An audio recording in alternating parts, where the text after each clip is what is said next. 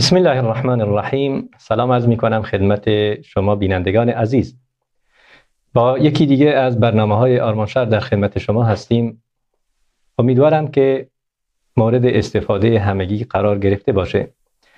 عزیزان، در مورد جامعه، اجتماع و حکومت بسیار حرف زدیم. در مورد این که حکومتی که حالا در ایران وجود داره یک ساختاره، یک نظام، یک رژیم و تغییر در یک ساختار اصلا اگه بگیم ممکن نیست حرف نادرستی نزدیم، چون به هر حال این ساختار براشون از همه چیز مهمتره و وقتی که بخوان ساختار رو بشکنند، همین که یه ستونش رو بشکنند بقیهش فرو میریزه. مثال زدیم، گفتیم که مثل دیوار برلینه، یعنی اگر یه چیز کوچیک که خیلی روش تمرکز دارن، خیلی روش تأکید دارند، اگه بخوان کنارش ببرند باید قبول کنند که بقیه ساختارم کم کم فرو بریزه. واسه همینه که قبول نمی کنند، نمیخوان که این ساختارشون فرو بریزه. میبینید که چرا این مثال رو حالا میزنند و خیلی مشهور شده مسئله دیوار برلین، چون یک جنگ سرد و تقریبا به پایان رسوند. حالا اگرم به پایان نرسوند، حداقل تغییر اساسی در این جنگ سرد داد و با فرو ریختن این دیوار بین آلمان شرقی و غربی دیگه کم کم شوروی متلاشی شد. توی کشورهای دیگه تغییرات اساسی داده شد. واسه همینه حکومت، رژیم، نظام نمیخواد این ساختار اولین قدمش رو، یعنی برای فرو ریختن این ساختار اولین قدمش برداشته بشه، به هر جوری باشه جلوشو میگیره. خب تغییر در این رژیم قدرت میخواد. قدرت هم مردمند. حالا هفته قبل خیلی بحث این مسئله رو کردیم که این مردم قدرتی در این مردم نهفته است، پتانسیلی در این مردم نهفته است که بسیار از این قدرتی که حالا میبینیم بیشتره. نباید قدرت خودشون دست کم بگیرن، اما باید هدایت شده باشه، باید با معلومات و اطلاعات و با آگاهی باشه. یعنی نه اینکه فقط بیگدار به آب بزنن، فقط احساسات، فقط حماسه یا بی تجربگی باشه، بلکه باید هدایت بشه. اگر هدایت بشه مطمئناً قدرت این بی قدرتان از قدرتی که حالا مشاهده می‌کنیم بیشتره. نمیخوام متکلم وحده بشم، بیشتر از این شما رو منتظر نمیذارم. میخوایم از حضور مهمانان عزیز این برنامه لذت ببریم و استفاده بکنیم. مهمانان عزیز دکتر حسین لاجوردی و دکتر بهزاد خوشحالی، سلام عرض میکنم. برای ابتدا، برای شروع از شما دکتر خوشحالی شروع میکنم. یک سوال در مورد به اصطلاح این وضعیتی که ما داریم و اینکه مردم یک قدرتی که دارن، یک پتانسیلی دارند، ولی شاید بگم بیشترشون به این فکر نیستن که از این پتانسیل استفاده کنند برای تغییری که به نفع خودشونه. خب چرا نسبت به وضعیت کشور بیشتر مردم بی‌مسئولیت هستن، یعنی اصلا احساس مسئولیت نمی کنن؟ میخوایم اینو از زبان شما بشنویم. از ادب و احترام دارم خدمت جناب عالی بزرگواران در تلویزیون کلمه، همچنین استاد عزیز و ارجمند جناب دکتر لاجوردی. حق بود که از ایشون شروع میشد، ایشون کسبت بزرگی بر ما دارند. من با اجازهتون شروع میکنم، به هر حال چون اجبار برنامه هست. عرض بشه جناب برای من میخوام یک چیزی عرض کنم خدمتتون. ببینید، مردم حساسیتشون رو از دست ندادند. من تا اندازه‌ای با این موضوع زاویه دارم. شما باید به ماهیت سیستم‌های توتالیتر و پسا توتالیتر، شما صحبت از قدرت بی قدرتان کردید، به هر حال بلافاصله واصلاو هاور و پسا توتالیتاریسم به ذهن متبادر میشه که میخوایم بر اساس فرمول بندی اون صحبت بکنیم. یک رژیم تمامیت خواه مشخصات خودشو داره، فرمولاسیون خودشو داره، سیاست‌های خودشو داره و برنامه‌های خودشو داره و در طول بیش از در واقع 4 دهه تلاش کرده است که همه اینها را نهادینه و درونی سازی بکند. اون چه که اتفاق افتاده است در امروز در واقع جامعه ایران این هستش که این سیاست ها تا حد زیادی توانسته است به هر حال نفوذ و قدرت و عمق خودش رو به پیش ببرد و به هر حال جامعه رو دچار نوعی لختی، سکون، ماند و اینرسی بکند که از نگاه ما در واقع نوعی از دست دادن حساسیت مردم هست. این هم بخشش طبیعی است. یک سیستم، من کوتاه عرض کنم خدمتتون، یک سیستم تمامیت خواه، حالا چه در حالت تمامیت خواهی صحبت بکنیم چه بر اساس فرمولاسیون واصلاو هاول که دوران پس از تمامیت خواه هست، یکی از در واقع سیاست‌های بسیار بسیار مؤثری که میتواند به کار ببرد در طول یک دورانی 2 تا کوارتر. الان دیگه ما در 2 تا کوارتر 25 ساله در کوارتر دوم هستیم. این عادی سازی هست، یعنی شما میبینید به هر حال یکی از مهمترین سیاست‌های یک تمامیت خواه از طریق تبلیغات، از طریق رسانه و از طریق آموزش در واقع عادی سازی کردن هست. شما وقتی میبینید مثلا الان تبعیض، تجاوز، اختلاس، رشوه‌خواری، بی‌عدالتی، خشونت و سانسور کم کم در واقع به اموری عادی تبدیل شده است در جامعه، از طریق تبلیغات، از طریق رسانه و از طریق آموزش توانسته است به هر حال سیاست‌های خودش رو به پیش ببرد. اینایی که عرض میکنم متغیرهای درونزاست، آنچه در واقع به داخل سیستم توتالیتر مرتبط هستش. در مرحله دوم تلاش میکنه که جامعه رو کاملا یونیفرمو بکنه، یعنی در واقع یک لباس متعادل شکلی بر تنش بکنه که این یونیفرم کردن در نهایت به سیاست پادگانی منجر میشه، هم از طریق ایدئولوژی و همچنان که عرض کردم از طریق این پادگانی کردن، هم با نمایش اقتدارش از طریق در واقع فشار و خشونت پایدار. این که عرض میکنم خشونت پایدار نکاتی هست که میبینیم. اگر روزانه شما میبینید مثلا در هفته 1 یا 2 کولبر در کردستان کشته میشن، اگر میبینید که مثلا در بلوچستان سوختبرها کشته میشن، اگر میبینید در تهران این گونه در واقع جنگ علیه زنان را آغاز کرده اند، اینها در واقع مصادیق خشونت پایدار هستش. یعنی روزانه به صورت قطره چکانی این خشونت رو در وجود این مردم در واقع تزریق میکنن که بدانن که این سیستم همچنان هست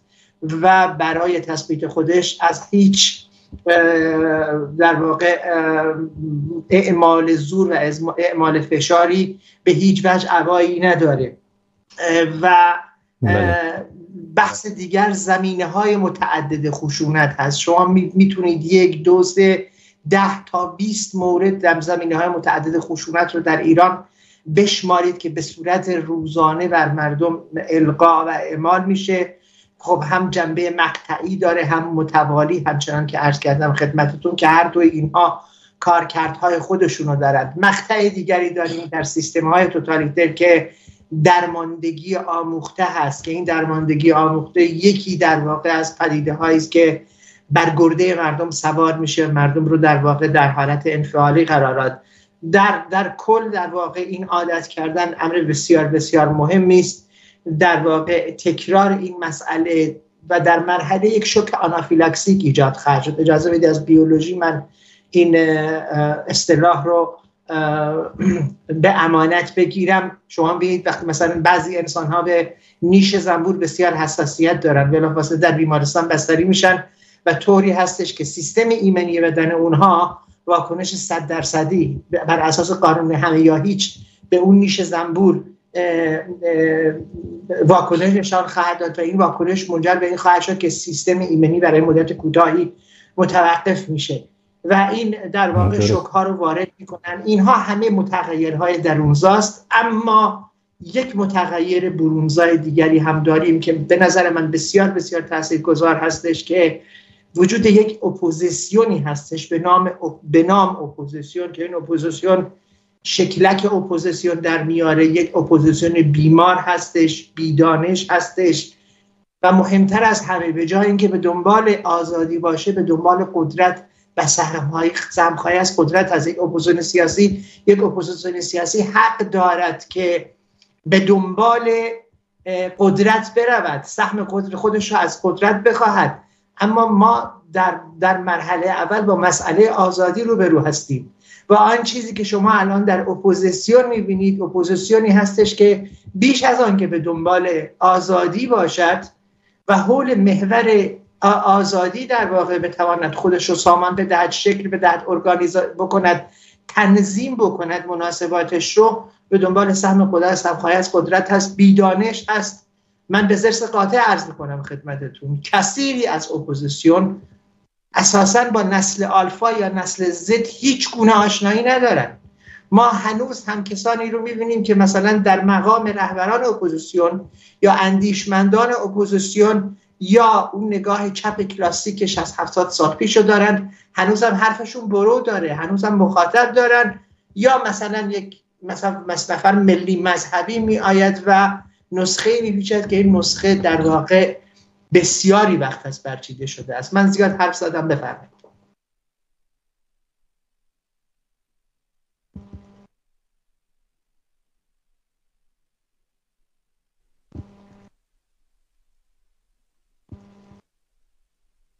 صدای شما رو ندارم.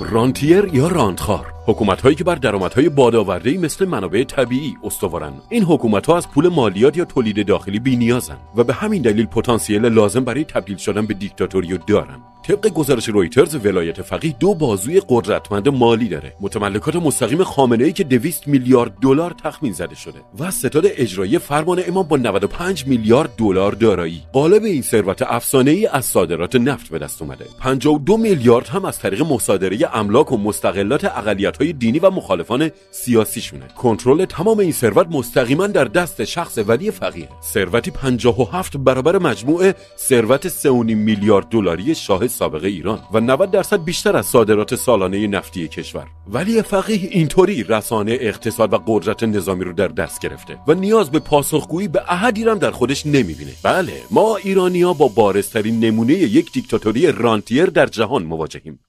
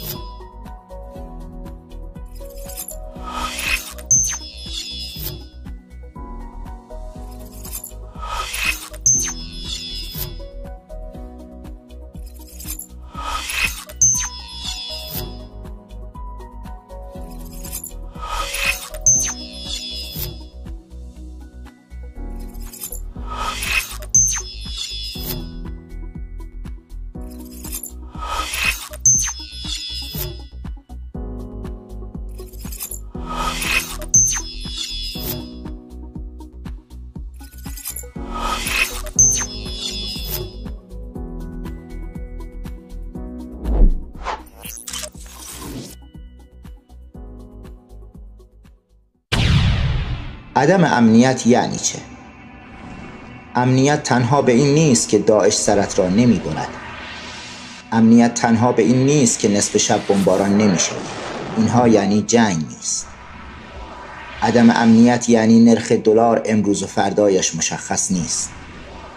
عدم امنیت یعنی نرخ سکه و تورم امروز و فردایش معلوم نیست. عدم امنیت یعنی نمیدانی فردا سر کار خواهی بود یا نه. عدم امنیت یعنی از غذایی که میخوری میترسی مبادا تقلبی باشد. عدم امنیت یعنی تا صبح 10 بار به ماشین و درب خانه سرک میکشی تا مبادا سرقت شود. عدم امنیت یعنی پسندازت توسط بانک ها و مؤسسات مالی غارت میشود و دستت به جای بند نیست. عدم امنیت یعنی نمیتوانی به مسافرت راحت بروی مبادا پسندازت تمام شود. عدم امنیت یعنی نمیتوانی ازدواج کنی مبادا فردا در مخارج زندگی مشکل داشته باشی. عدم امنیت یعنی با شروع مهر ماه و فصل مدارس استرس بگیری. عدم امنیت یعنی با هر مراسم جشن و عزا اضطراب دخل و خرج به سراغت بیاید. عدم امنیت یعنی در عید هم نگران مهمانان باشی. عدم امنیت یعنی نتوانی به راحتی مطلبی بنویسی. عدم امنیت یعنی نتوانی آنگونه که دلت می‌خواهد در فضای مجازی فعالیت داشته باشی. عدم امنیت یعنی اینکه نوجوانانمان در کلاس لحن و صوت و دبیرستان‌ها در امان نیستند و دختران ما در خیابان‌ها امنیت ندارند. و ما ملتی هستیم که در اوج ناامنی توهم امنیت داریم.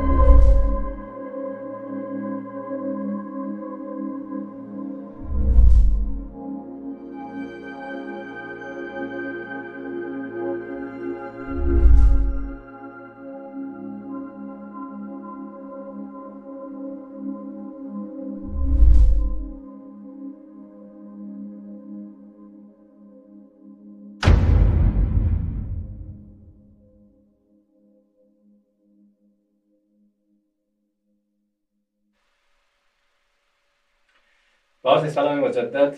معذرت میخوام از مشکل فنی که پیش اومد. بدون توضیح بریم سراغ سخنان گوهربار دکتر حسین لاجوردی. همونجوری که دکتر خوشحالی فرمودن ایشون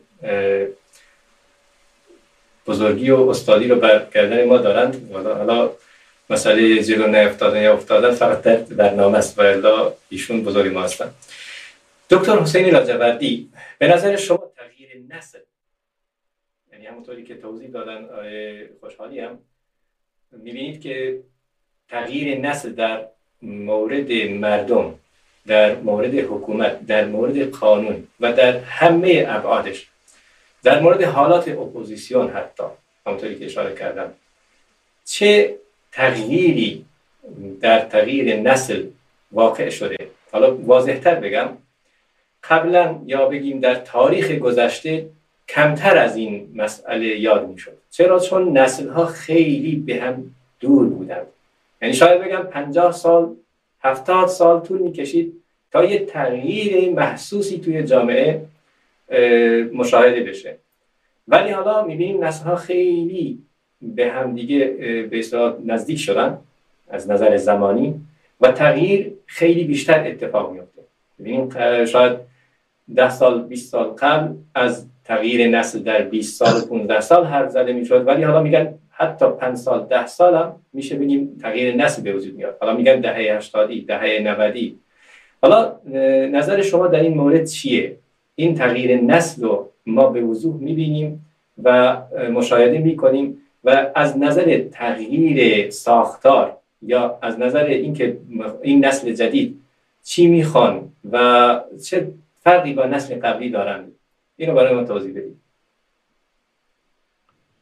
خیلی ممنونم جناب. برای من اول سلام و ارادت خودم رو بگم خدمت شما و همه مخاطبین شما. خوشحالم که در خدمت آقای دکتر خوشحالی هم هستم. صحبت‌های ایشون برای من بسیار بسیار با ارزش بود. مجموعه‌ای رو شنیدم و امیدوارم که چه امروز و چه در آینده نچندان دور این شانس رو باز هم داشته باشم. در مورد نسل ها و تغییر نسل ها وقتی بخوایم صحبت بکنیم، اول به نظرم در رابطه با مفهوم نسل در جمعیت شناسی که گوشه ای از جامعه شناسی است باید نگاه بکنیم. در جمعیت شناسی نسل ها رو حدود 30 سال مطرح میکنند یا بین 25 تا 30 سال مطرح میکنند. منتها این در دورانی است که این تعاریف به وجود آمده. تعاریف به سرعت عوض شده و به سرعت عوض میشه. کما اینکه اگر که ما بخوایم یک مثال عینی بزنیم، یه زمانی شما با دوران صنعتی مواجه بودید، نه خبری از نمیدونم رسانه بود، نه خبری از امکانات ارتباطی بود و شما در داخل گروه خودت زندگی میکردی، هیچ مسئله‌ای هم نداشتی، نسل هم واسه مطرح نبود. همه آدم ها یک موقعی به دنیا میمدن، یک موقعی بزرگ میشدن، یک موقعی میمردن. ما بعدش به دوران به طور مشخص اگر عرض بکنم به دوران جدید پا میگذاریم، به دوران معاصر. دوران معاصر ما اگر 100 سال باشه، ما در همون اوان شاهد رادیوی موج کوتاه بودیم. امروز در مقابلمون فضای مجازی هست. امروز در مقابلمون اینستاگرام وجود داره، توییتر وجود داره و فیسبوک و بسیاری از این چیزهای دیگه. اون زمان اگر که من میخواستم که مثلا از یک شهرستانی نامه‌ای بنویسم به خانوادم، میتونست که چند هفته، اگر خارج بودم چند ماه طول بکشه. امروز وقتی که من در خدمتتون دارم صحبت میکنم، همین الان اگر که تلفن ها باز بشه میتونن که با من ارتباط برقرار بکنه طرف. پس در نتیجه مسئله‌ای که بحث اختلاف نسل هاست یک تاریخ رو به دنبال داره و اینی که من گفتم ادامه داره به این دلیلی که ما هنوز نمیتونیم پیش بینی بکنیم که مرحله بعدی چه خواهد بود. اگر 25 سال و 30 سال رو جلو بیایم، اشاره خود شما هم هست، میرسیم به دهه 80 و دهه 90 و دهه 70 و دهه 60، ولی از اون هم جلوتر ما اومدیم. ما رسیدیم به جایی که اگر 2 تا بچه در یک خانواده به وجود بیان، متولد بشن، یکیشون تازه به دنیا آمده، یکی دیگهشون 3 سالشه یا 4 سالشه یا 5 سالشه، این 2 تا با هم دیگه یکسان بزرگ نمیشن. مرحله به مرحله شرایط زندگیشون عوض میشه. ببینید به نوعی باید گفتش که بستگی به شرایط تربیتی خانواده به نوعی مرحله به مرحله با هم قریبه تر میشن، برای اینکه خواستهاشون متفاوت میشه، آرزوهاشون برآورده نمیشه. ولی نکته‌ای رو در فرمایشات آقای دکتر خوشحالی برای من به وجود آمد و اون اینه که این تغییر نسل، این بزرگ شدنها، این فاصله گرفتنها، این غریبه شدنها چه میزانی بر مسئولیت اثرگذاری داره. این مسئله خیلی خیلی مهمیه که اگر که ما بهش نپردازیم جامعه‌مون رو نمیتونیم بشناسیم، نمیتونیم بشکافیمش. اگر جامعه رو نشکافیم همینطوری ادامه پیدا میکنه. بحثی که مطرح میشه اینجاست که این مجموعه‌ای که فاصله نسلیش هی کم و کمتر شده چه خواستهایی رو داره. در اساس این خواستها که برآورده نشده آیا بی‌مسئولیت شده؟ من چنین باوری رو ندارم. ببینید در حکومت دیکتاتوری، دکتر این حرف شما، حالا همین حکومت دیکتاتوری که گفتید، حالا میبینیم که شاید مثلا همین برای مثال مجلس خبرگانشون مثلا از نسل جدید کسی رو ندارن، یا بهتر بگم اصلا نمیتونن برای نسل جدید یا نسل‌های جدید تصمیم بگیرن. و آیا در این مورد بفرمایید چه مشکلاتی به وجود اومده؟ حالا مسئله دیکتاتوری به جای خودش، مسئله ساختار به جای خودش، ولی اینکه اصلا مردم رو نمیفهمن، نسل‌ها رو نمیفهمن. کاملا درسته فرمایشتون. ببینید بحث از خانواده به وجود میاد. یه وقت شما در خانواده یک فرهنگ خانواده رو داشتید، احترام به پدر بزرگ و مادر بزرگ و پدر رو نمیدونم برادر بزرگتر و خواهر بزرگتر داشتید. یک زمانی مواجه هستید با اینی که این تغییراتی که ایجاد شده شما الگوتون رو دیگه پدر بزرگ و مادر بزرگ و پدر و برادر و فلان نمیبینید. الگوی شما شده رسانه. الگوی شما یعنی خطری رو که تو جامعه ایجاد شده، اون بزرگتری که میتونست الگو باشه، اون بزرگتر دیگه توان الگو بودن نداره. من یه مثالی رو خدمتتون بزنم. ببینید من یه موقعی سر کلاس دانشگاه وقتی که درس میدادم، دانشجو جزوه برمی داشته، ولی این مرحله عوض شده، کم کم به جایی رسیده که منی که فقط یه موقعی باید اون مطلبم رو آماده میکردم که اون جزوه درست گفته بشه، اون دانشجو هم درست بنویسه و بعدم امتحان پس بده، این رو سالها تکرار کرده بودم. ببخشید یه پرانتز کوچیک فقط باز بکنم این وسط.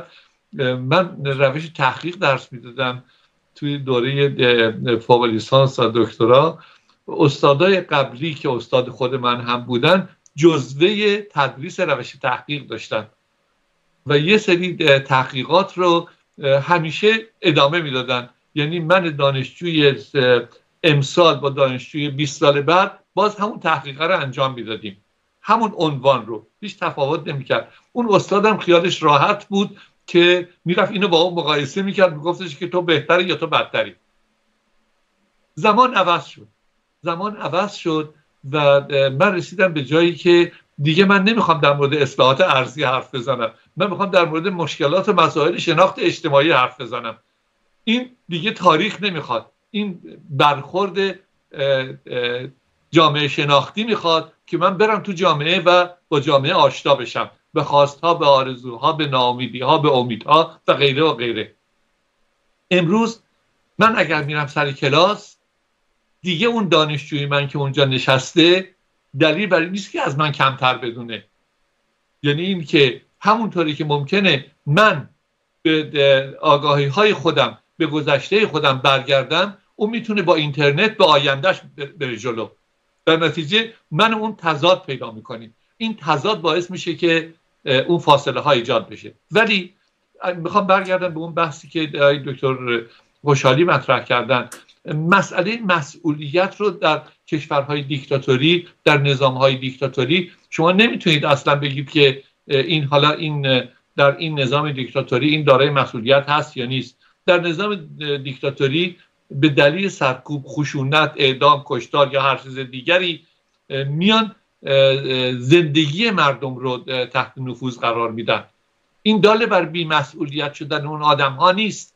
کما اینکه ما شاهد هستیم دوران دیکتاتوری یه دوران ظهور و بروز داره، یه دوران متوسط فریبکارانه اصلاحات داره، یه دوران افول داره. وقتی که شما از این سه دوره میگذرید به دوران افول میرسید، دیگه حالا امروز جمهوری اسلامی رو مثال بزنیم، حالا امروز میگن که نمیدونم قدرتمندترین کشور نظامی در منطقه است، هیچ تفاوت نمیکنه، چون این دوران افولش رو داره طی میکنه. در دوران افول در مقابل مردم نمیتونه بیسته. مسئولیت اونجا شکل پیدا میکنه.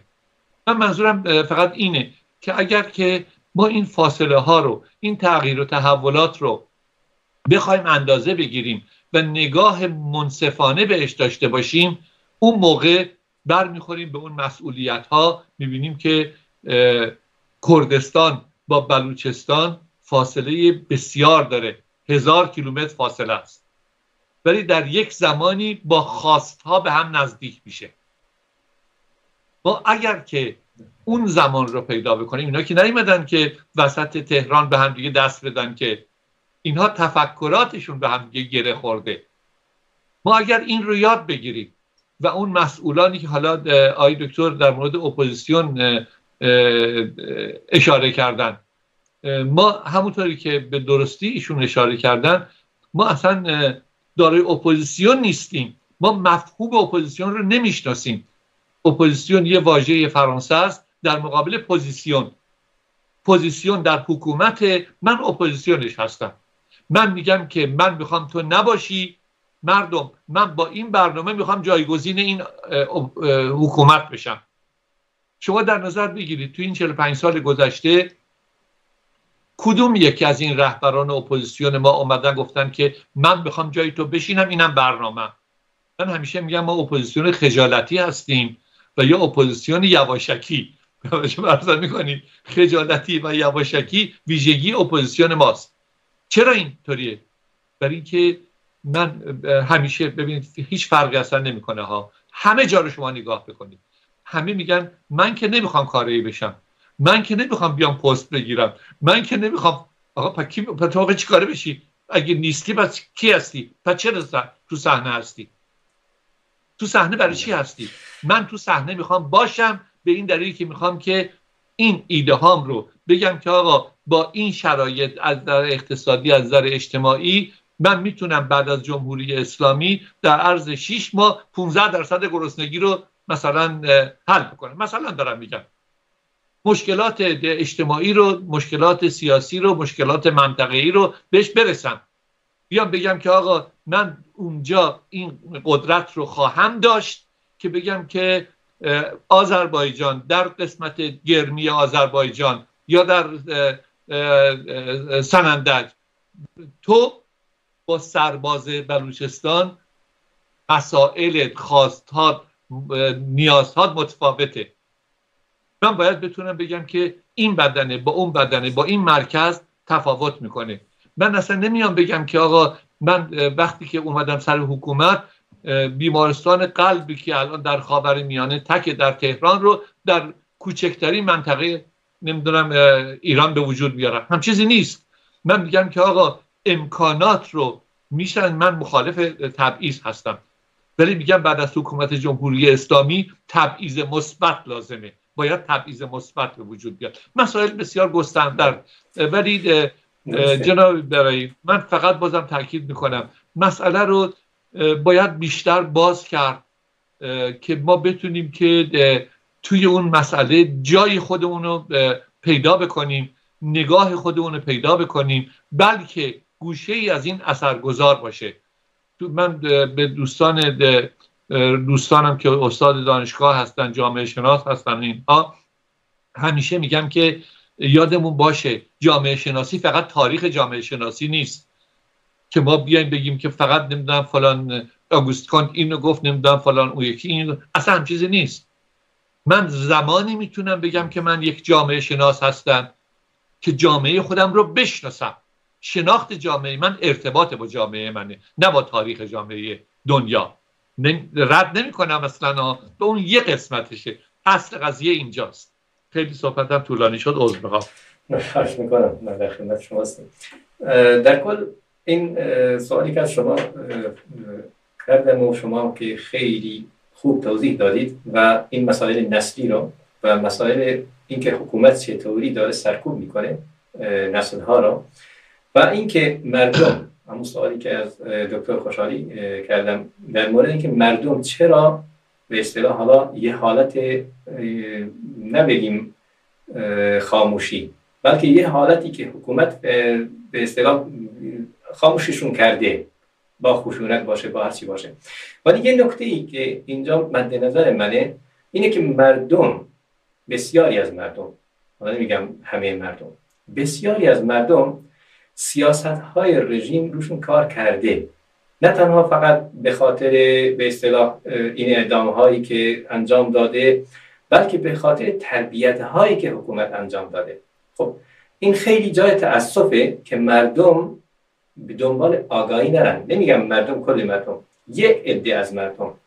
من قبل از اینکه سوال دیگر رو از دکتر خوشحالی بکنم، یک کلیپی اگه موافق باشید ببینیم در این مورد که چطوری یک عده از مردم تحت سیاست‌هایی که حکومت براشون درست میکنه، یه چارچوبی براشون درست میکنه، دیگه بیرون از این چارچوب رو نمیبینن. چرا باید این مردم اینقدر خودشون رو کوتاه ذهن کنن؟ من وقتی که میگم مردم، منظورم کل مردم نیست، یک عده که بیخیال هر چیز میشن، میگن بابا زندگی خودمون بکنیم، زندگی در این چارچوب. حالا اینو از اتاق فرمان میخوام پخش بکنیم. آقای برای اجازه من میدید من فقط 1 دقیقه در این زمینه یه نکته رو فقط اشاره بهش بکنم با عرض معذرت. ببینید تمام کشورهای دنیا، تمام جوامعی که ما میشناسیم، چه اونهایی که در آزادی به سر میبرن، دموکراسی دارن، چه اونهایی که استبدادی دارن، حکومت، هر جایی که ما نگاه بکنیم، مردم زمانی میتونن حرکت بکنن که یک فکر رو دنبال بکنن. در کشورهای پیشرفته و دموکراتیک این فکر از اپوزیسیون بیرون میاد، از احزاب بیرون میاد. احزاب مختلف در یک شیوه دموکراتیک با همدیگه برخورد میکنن، به مردم دیدگاه‌های خودشون رو احاله میکنن، مردم دنبال اون دیدگاه میرن. در کشورهایی که مثل ما کشورهای زیر ستم دیکتاتوری وجود داره، ناگزیر باید یک مجموعه فکری، اسمش آلترناتیو باشه، اسمش اپوزیسیون باشه، اسمش افراد مورد اعتماد جامعه باشه، به وجود بیاد تا بتونن مردم شکل پیدا بکنن. آخرین مطلب بحث زن زندگی آزادی است. ببینید شما در این دوره‌ای که این بچه‌های ما جونشون رو کف دستشون گذاشتن، تمام زندگی بزرگترین سرمایه زندگیشون کف دستشون گذاشتن، اومدن، راه به جایی نبرد. البته من از اونهایی هستم، کتاب من هفته دیگه در میاد در رابطه با زن زندگی آزادی، از اونهایی هستم که جنبش منتهی به انقلاب زن زندگی آزادی حکومت رو سرنگون خواهد کرد. تردید نکنید، من باور دارم. ولی حمایتی که میتونست از جانب اپوزیسیون، از جانب رهبران فکری به دنبال داشته باشه و این حکومت نتونه این اعدام‌های پشت سرش انجام بده، انجام نشد، به دلیلی که اون چنبره، اون مجموعه وجود نداشت. آقای دکتر خوشحالی به درستی اشاره بهش کردن. اونجاست که ما باید انگشت بگذاریم. وقتتون نمیگیرم که آقای دکتر نظرشون بگن. خواهش میکنم. خیلی ممنونم. موردی که من اشاره کردم همینه، دولت یا حکومت بگیم، همین حکومت دیکتاتوری راه نمیده. درسته. وقتی که راه نداشته باشه، خب لا یکلف الله نفسا الا وسعها، ما نمیتونیم هیچ کاری انجام بدیم. ولی اینکه یک چارچوبی برات بذاره، اون چارچوب یه مدت بمونه، بعد از اون که این چارچوب از میون رفت یا اینکه یه روزنه باز شد، چرا به اون روزنه ها توجه نکنیم؟ این کلیپی که میخوام پخش بکنم در این مورده و گلایه از اون عده از مردمه که به روزنه ها توجهی نمی‌کنن، به فرصت ها توجهی نمی‌کنن. حالا خواهش میکنم از اتاق فرمان این کلیپ رو پخش کنید.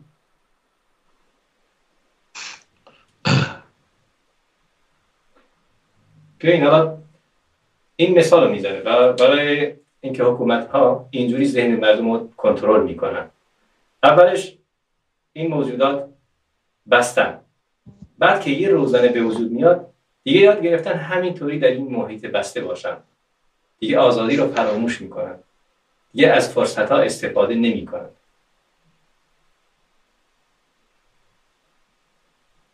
خب این قفسی که برای درست کردن بعدم خودت ادامه بدی، این جای درده. حالا از دکتر خوشحالی این سوال میکنم که مردم چطوری باید از فرصت ها استفاده کنن و میخوام اگه مثالی سراغ دارید در این مورد یا اینکه برای روشن کردن بیشتر مسئله بفرمایید. خواهش میکنم. جواب برای من اول یه نکته رو ابهام زدایی بکنم چون یه مقدار عذاب میکشم. من دکتریمو تموم نکردم، فعلا مدرک قطعی من کارشناسی ارشد هست. اینو خواستم در واقع به خاطر روشنگری عرض کنم خدمتتون، چون به هر حال یک مقدار در واقع اذیت میشم. ببینید شما یک طرفتون یک سیستم تمامیت خواه قرار گرفته که در ساده ترین حالت، نمیریم در واقع توی مباحث عمیق، 3 مکانیزم رو به کار میبره: دستکاری، کنترل و انطباق. اینها 3 امر بسیار بسیار مهم است که سیستم های تمامیت خواه در ساده ترین حالت به کار میبرن. در بخش اول عرایزم عرض کردم رسانه، تبلیغات و آموزش، اینها تأثیر میگذارد بر مردم. تو مصاحبه و هدف نهاییش در واقع این حالت انطباق هستش که حالا در واقع در نهایت به طرف یونیفرم کردن خواهد رفت. شما میبینید دیروز یک اخباری بول شده بود در ایران، در دنیا، که رهبر کره شمالی امتحان کتبی گرفته از وزراش. تحقیر کردن، سبک شماری، در واقع کار کردن و یک مسئولیت ساختن در برابر اون سیستم. شما میبینید گاهی وقتها به موازات اون مسئولیت انسانی و اخلاقی که ما در موردش صحبت میکنیم، یا مسئولیت سیاسی یا مسئولیت اجتماعی، و اونها در واقع امر طبیعی برآمده از عمل و تعاملات و کنش‌های متقابل و واکنش‌ها در جامعه است، سیستم به یک مرحله‌ای میرسد از بلوغ در تمامیت خواهی که خودش مسئولیت تعریف میکند، مسئولیت میآفریند و مسئولیت هم میخواهد.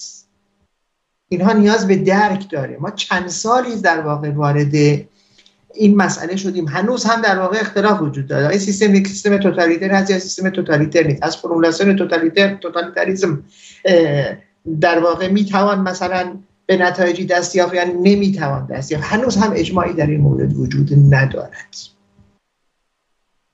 خب و قائل به این نیستیم که از خیلی از تجربه هایی که در طول تاریخ استفاده شده است ما بهره بگیریم. زمان کوتاه است، من به دو نکته میخوام اشاره بکنم.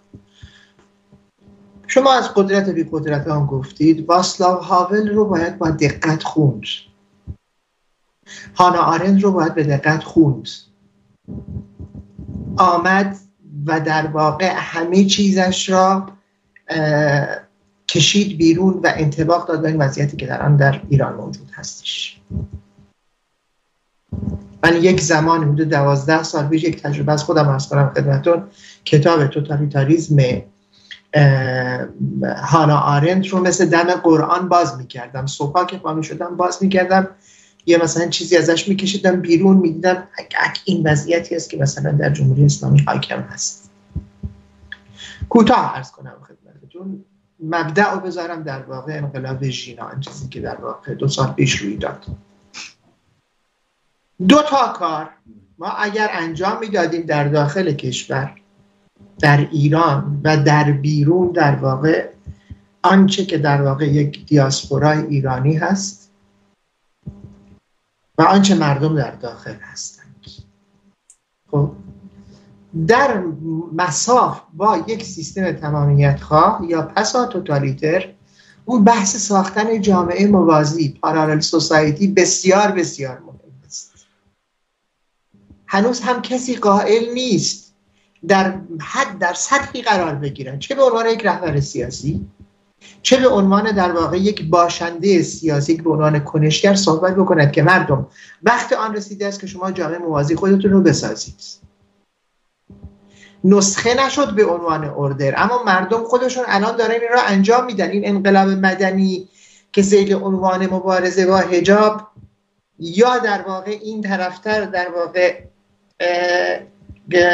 در واقع دختران و زنان ما شجاعانه دارن این رو به یک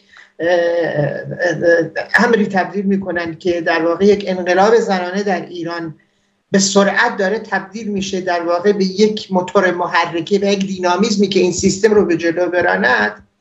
این رو باید در واقع رهبران سیاسی به نام اپوزیسیون می آمدن و این رو اردر میکردن برای جامعه و در تمام سلول ها و خانه های جامعه. فرمایید، ممنون میشم چون وقتی برنامه خیلی کوتاهه. خواهش میکنم. این رو در واقع نهادینه میکردن. شما الان ببینید در کردستان جامعه موازی در حال شکل گرفتن است. هنوز کامل نشده اما در واقع مرحله تکامل داره میرسه. در یک مقطع 7-8 ماهه تا 1 ساله ما در بلوچستانی رو هم داشتیم. این باید سریعا اردر بشه. و در بیرون در واقع در این دیاسپورایی که مثال عرض میکنم به عنوان نمونه و دوست دارم حتما دارم دکتر لاجوردی هم روی این اظهار نظر بفرمایید. ببینید ما در لهستان یک مقطعی رو داشتیم قبل از در واقع تحولاتی که منجر به لهستان امروزی شد. خب به هر حال مسئولش هم رخوالسا بود. در اون دوران آمدن و چه کار کردن؟ کلوب‌هایی درست کردن. این کلوب‌های آزادی اسمشو گذاشتن در تمام نقاط لهستان و در بیرون از لهستان، در واقع دیاسپورای لهستانی و کسانی که در واقع میخواستن به جنبش بپیوندن. ما اگر بلافاصله پس از در واقع شروع انقلاب ژینا به جای اینکه در واقع دور خودمون بگردیم، به جای اینکه به دنبال سمخای از قدرت باشیم، ائتلاف و نمیدونم منشور و نمیدونم بگیر و ببند و این حرفا و همه اینها نه تنها منجر به اتحاد نشد بلکه پراکندگی و تفرق بیشتر کرد، ما میآمدیم به عنوان پیشنهاد عرض میکنم، الان هم دیر نیست، کلوب‌های زن زندگی آزادی رو ما در سرتاسر دنیا با مشارکت تمام ملت‌ها و تمام مردم ایران صرف نظر از اعتقادات، آیین، زبان و مشخصهایی که معمولاً در واقع عامل انفکاک هستن اینها درست می‌کردیم. آیا وضعیت ما الان 1 قدم، 2 قدم، 10 قدم بهتر و بیشتر نبود؟ آیا نمی‌توانستیم به عنوان یک کاتالیزور مثبت تاثیرگذار تأثیر داشته باشیم در اون جامعه‌ای که الان مدعی هستیم احساسش از دست داد؟ این جامعه احساسش از دست نداده، به دنبال هزینه فایده خودش هست، به دنبال محاسبات خودش هست. تمام میکنم. این جامعه در انقلاب ژینا نشان داد که با تمام وجود آماده است حتی چشمش رو هم حتی جانش رو هم بر سر هدفش و برای آیندهش بگذاره. بسیار سپاسگزارم. سلامت باشید. حرفای شما و دکتر جنرال لاجوردی اینقدر زیبا هستن، اینقدر مفید هستن که وقتی برنامه واقعا ظلم در حق این حرفا، ولی دیگه مجبوریم به خاطر اینکه وقتی برنامه را رعایت کنیم. فقط به عنوان آخرین حرف گوهردار در این برنامه از طرف دکتر لاجوردی در 1 دقیقه کوتاه، اگر این موضوع جدید که جدیداً این هفته خیلی پیچید و حتی مولانا عبدالحمید هم روی نماز جمعه بحث کرد، همین تایید حکم امام مصطفی خضرنژاد در دیوان عالی کشور که در سخنرانی تشییع جنازه یک شهید همین انقلاب زن زندگی آزادی دستگیر شدن و به همین خاطر حکم خوردن. در این مورد فقط بفرمایید که چرا اینقدر، یعنی اولا که با اهل سنت و تبعیضات که وجود داره و چرا در این مورد اینقدر اصرار و پافشاری داره بر اعدام یک امام مصطفی؟ ببینید اصلا بحث این یک اعدام نیست، بحث در اینه که جمهوری اسلامی در بنبست یک راه دیگری نداره برای فردا موندن خودش. این مهمترین مسئله اینجاست. فقط ببینید جمهوری اسلامی با 2 معضل اساسی مواجهه. یکی در داخل که به هر حال خواستها و نیازهای جامعه رو باید پاسخ بده. بزرگترین خواست گرسنگیه. وقتی که خودشون اعلام میکنن بیشتر از 60% زیر خط فقرن و 40% زیر خط بقا، یعنی زنده موندن. بحثی که مطرح میکنن سر مسئله بیکاری، بحثی که مسئله خواستها و نیازهای متفاوت و متعدد جامعه رو نمیتونن پاسخ بدن. مسئله‌ای که امروز برمیخوریم به این که اگر چند سال پیش جمهوری اسلامی بین 10 تا 15% داشت، امروز همونها برای انتخابات خودشون هم 7-8% بیشتر پای صندوق رای نمیرن. یعنی اینها مشکلات داخلی خودشه. در منطقه مسائل خاورمیانه و در سطح دنیا یک حکومت تروریسته اونجا هیچ پاسخی نداره، تنها به اعدام برمیگرده که فکر میکنه ترس ایجاد میکنه، در حالی که اصلا چیزی نیست. این مسئله فقط شکست از بین رفتن دیکتاتوریست و جمهوری اسلامی در اون مرحله است. مسئله به نظرم خیلی حساسه و میتونه در یه فرصت‌های دیگه وارد بحث قرار بگیره. حتما در خدمت شما خواهیم بود. بسیار ممنونم از اینکه تشریف آوردید و با سخنان گوهربارتون برنامه ما رو مزین فرمودید. بزرگواران لاجوردی و خوشحالیم. بینندگان عزیز، تا برنامه بعد همه شما رو به خدای بزرگ میسپارم. خدا حافظ شما.